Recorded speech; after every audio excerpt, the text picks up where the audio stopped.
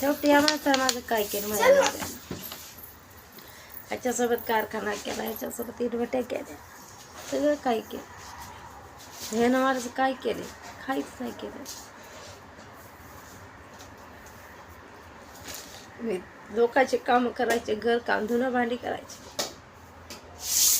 पैसा आणून ह्याच्यापाशी का बघते घरामध्ये म्हणून. म्हणजे ना त्या बाहेर घेऊन गाडीवर फिरायचं,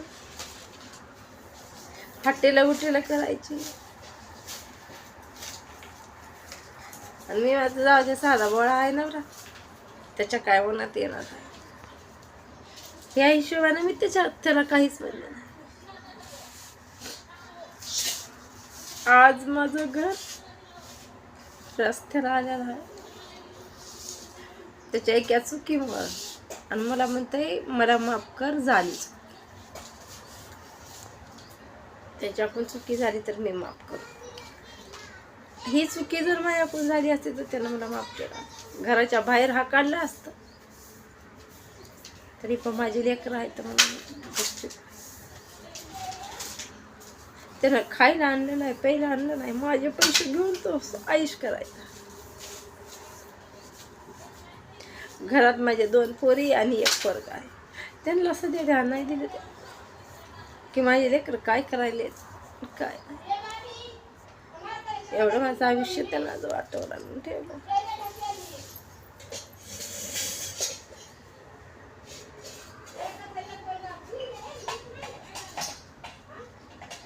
बाईचा नादही चांगला नाही, कुठली बाई असो. लेकरा बाळांतर कधीही नाद करू नाही.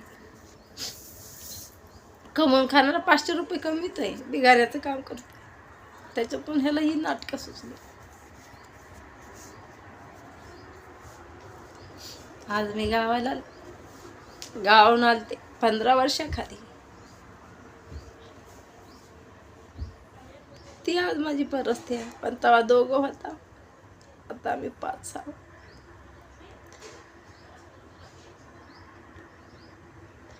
किती आमचं नुकसान केले, किती आयुष्याची बर्बादी झाली.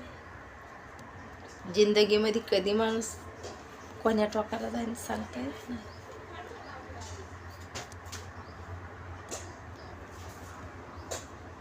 पण त्या रांडाला कळालं नाही.